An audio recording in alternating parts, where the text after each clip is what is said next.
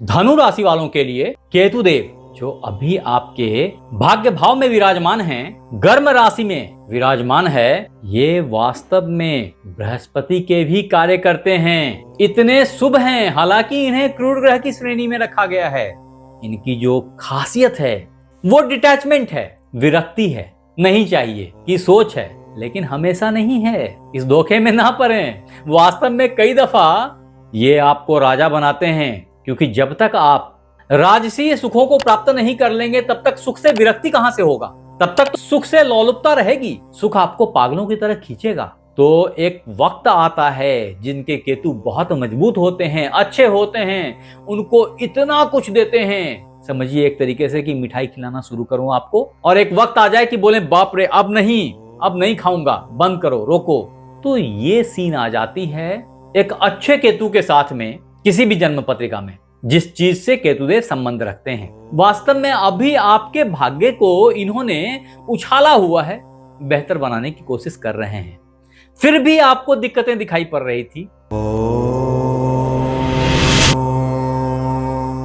तो नमस्कार मित्रों, मैं आचार्य देवेश कुमार ठाकुर आपको आपके अपने चैनल एस्ट्रोलॉजी स्टार्ट्स में फिर से एक बार स्वागत करता हूं। दोस्त, आज हम बात करने वाले हैं केतु के रौद्र रूप के बारे में, जो वास्तव में शुरू हो रहा है 29 मार्च 2026 से, और जिसकी परिणति 5 दिसंबर 2026 को हो जाएगी। इस दरमियान ये मघा नक्षत्र स्वयं के नक्षत्र से गमन करेंगे। और अगर गौर करके समझें तो केतुदेव 5 के बाद 4 में, 4 के बाद 3 में ऐसे यात्रा करते हैं, जबकि बाकी के सारे ग्रह 5 के बाद 6 में, 6 के बाद 7 में ऐसे गमन करते हैं। ये राहु केतु की अकेली चाल है जो उल्टी होती है। फिर भी आपको ये याद रखना चाहिए कि मघा नक्षत्र केतु के स्वयं का नक्षत्र है, और इसलिए मैंने बताया है कि ये अभी रौद्र रूप में आ जाएंगे, इनकी अपनी फुल पावर दिखाई पड़ेगी। और ये पावर कहां दिखेगी? आपके पैटर्नल भावों में दिख रही है, आपके धर्म के भाव में दिख रही है। हालांकि कई दफा धर्म के थॉट से बिल्कुल उलट, कि अगर आपका परिवार साकार ब्रह्म की पूजा करता है, यानी कि मूर्तियों की पूजा करता है, तो ये बोलेंगे कि मैं मानता नहीं, मैं तो निराकार ब्रह्म को मानता हूं, हर जगह भगवान है, मूर्तियों में ही क्या। अगर आपका परिवार निराकार ब्रह्म की पूजा करता है और आंख मूंद के ध्यान कर लेने में उस ऊपर वाले को की सत्ता को समझने की क्षमता रखता है, तो यहां बैठे केतुदेव आपको साकार ब्रह्म की पूजा में प्रयुक्त करेंगे। वो बता देंगे कि अरे जब तक दिखेगा नहीं तब तक तुम्हारी आस्था नहीं जागृत होगी, इसलिए भगवान को देख के पूजा करो। इस तरह की अजीब सी थॉट्स, बिल्कुल डिफरेंट, ये आपके दिमाग में लेके आ सकते हैं। लेकिन सिर्फ इतना ही नहीं है दोस्त, अगर गौर करके समझें तो मघा नक्षत्र वास्तव में सिंहासन का प्रतीक है। इसका प्रतीक चिन्ह ही सिंहासन है, और ऐसे में जिस भाव में बैठा है उस भाव के लिए सिंहासन लेके आया है। 2-3 बातें बहुत साफ साफ हैं कि आपके पिता ही आपका राज्याभिषेक करेंगे। दूसरी बात यह है कि अगर वो मालिक है तो वो आपका राज्याभिषेक कर देगा। तीसरी बात यह है कि मघा नक्षत्र आनंद और सुखपूर्वक जीवन, शांति और सौहार्द से जीवन का प्रतीक है। ये बहुत ही महत्वाकांक्षी, पूर्वजों और प्राचीन वस्तुओं में, प्राचीन चीजों में विश्वास रखने वाला, रीति और रिवाजों को फॉलो करने वाला, नेतृत्व की क्षमता रखने वाला, शाही अधिकार, धन संपत्तियों का दाता है। और ऐसे में किसी की जन्म पत्रिका में अगर इस नक्षत्र में यहाँ पे कोई खराब ग्रह बैठ गए हैं, तो ऐसी स्थिति में ये आपको अतिचारी, जिद्दी, स्टबॉर्न, दूसरों के ऊपर हावी होने की प्रवृत्ति देता है। मुझे नहीं पता कि आपकी जन्म पत्रिका में वास्तव में इस भाव में कौन से ग्रह विराजमान हैं, अन्यथा केतु और सूर्य की स्थिति क्या है। अगर आपको याद है तो यहां लिखिए, मेरे पास कुछ समय रहा तो शायद मैं कुछ जवाब दे पाऊं। आगे बढ़ते हैं दोस्त। तो अगर गौर करके देखें तो अभी 29 मार्च से 31 मई 2026 का टाइम होगा, जब केतुदेव यहां दूसरे नक्षत्र से आगे बढ़ के मघा के चतुर्थ चरण में प्रवेश कर जाएंगे।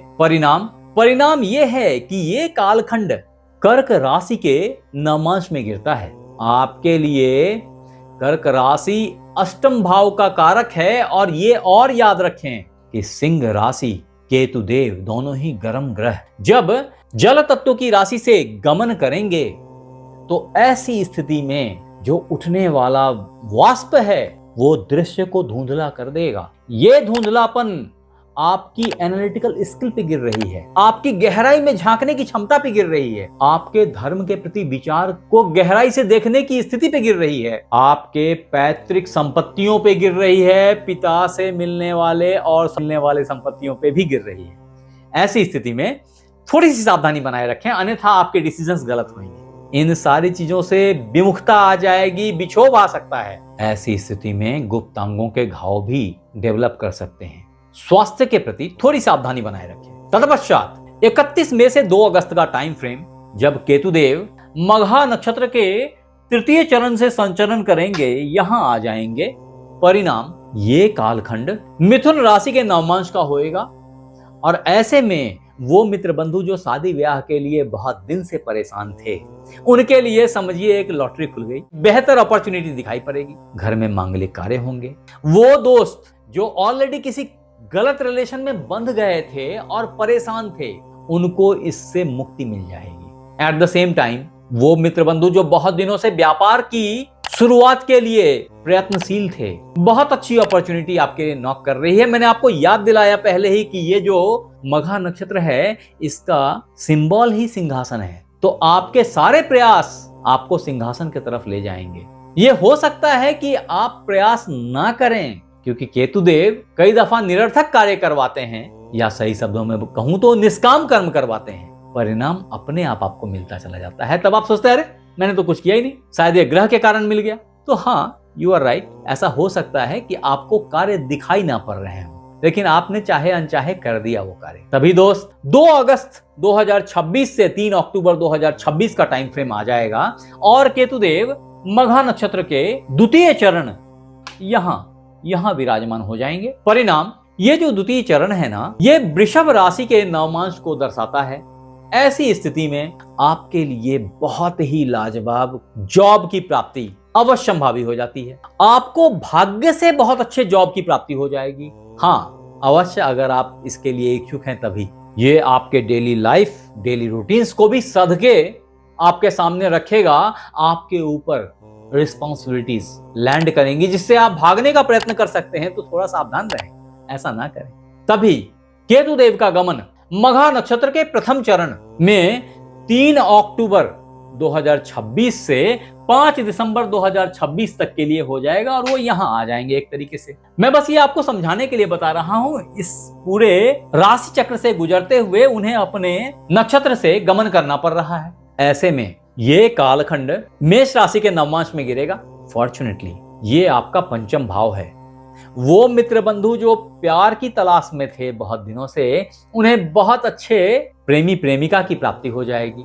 अचानक से अच्छे दोस्तों से आप टकरा जाएंगे। वो मित्र बंधु जो संतान की प्राप्ति का इंतजार कर रहे थे, उनके लिए बहुत अच्छा संतान योग फॉर्म हो रहा है। ये वो वक्त होगा जब आपके अंदर में एक आमूल चूल परिवर्तन देखने में आ जाएगा।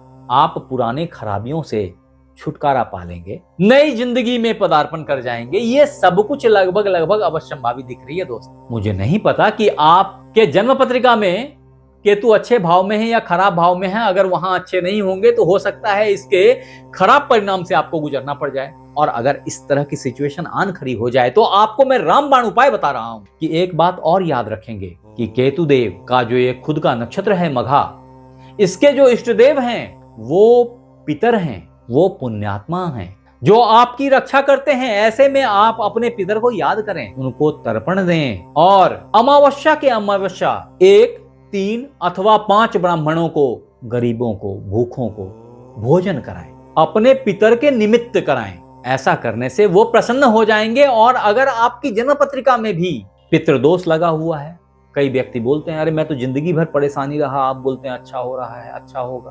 हो सकता है आपके जन्म पत्रिका में पितृदोष लगा हुआ हो और आपको अच्छे फलों की प्राप्ति ना हो रही हो, होने नहीं दे रहे हो। तो ऐसी स्थिति में आप अगर इन दिनों में, यानी कि अमावस्या को अथवा जब चंद्रदेव मघा नक्षत्र से गमन करें, ये कार्य वास्तव में इन 8 महीनों में 8 बार ही होगा। आपके बार 8 बार अच्छे अपॉर्चुनिटीज की प्राप्ति हो रही है इस कर्म को करने के लिए, गरीबों को, भूखों को, ब्राह्मणों को भोजन कराने के लिए। अगर आप ऐसा करवा पाए तो आप साक्षी होंगे अपने भाग्य के बदल जाने की, बेहतर हो जाने की। हाँ, इसके लिए आपको सूक्ष्म दृष्टि रखनी होगी। सामान्य दृष्टि से तो हम इस प्रकाश को 7 रंगों का भी नहीं देख पाते, हम तो सिर्फ एक ही रंग देखते, उजला उजला उजला। आपके लिए जो दूसरा अमोघ रत्न है वो है एक अच्छा कैट्स आई, लहसुनिया। आपने इसे अपने कानी अंगुली में किसी रविवार को धारण करना है। फिर भी मेरी बात याद रखेंगे कि मैं बिना जन्म पत्रिका देखे कभी भी रत्न धारण करने की सलाह नहीं देता। इसके फायदे के बदले नुकसान संभव है। तो मित्र, ये जरूर बताएं ये वीडियो आपको कैसा लगा, और अगर अच्छा लगा तो इसे लाइक करें, सब्सक्राइब करें, शेयर करें, बेल बटन को दबाना बिल्कुल ना भूलें ताकि मेरी हर नई वीडियो इंस्टेंटली आप तक पहुंच जाए। और अगर आप ये वीडियो फेसबुक पे देख रहे हैं तो फॉलो कर लें। आप हमारे साथ बने रहे इसके लिए बहुत बहुत धन्यवाद। आपसे फिर मिलते हैं अगले एपिसोड में, तब तक अपना ख्याल रखें। राधे राधे।